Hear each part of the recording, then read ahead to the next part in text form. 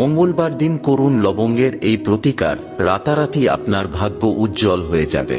যদি বাড়িতে আর্থিক সংকট বা মানসিক সংকট লেগে থাকে, বা এমন কোনো কাজ যেটার জন্য আপনি অনেকদিন ধরে অপেক্ষা করে আছেন কিন্তু সঠিক সুযোগের অভাবে কাজ সম্পন্ন হচ্ছে না, তাহলে আপনি এই ছোট্ট প্রতিকারটি করে দেখতে পারেন।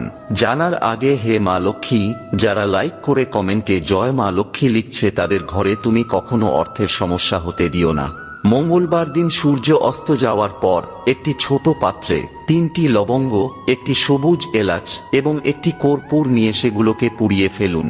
যখন সেগুলি পুড়ে ছাই হয়ে যাবে তখন চোখ বন্ধ করে ওম মহালক্ষ্মী নমঃ এই মন্ত্রটির জপ করতে করতে সেই ছাই দিয়ে নিজের তিলক করুন এবং কিছুটা আপনার বাড়ির চৌকাঠে আর বাকিটা কোনো গাছের গোড়ায় ঢেলে দিন।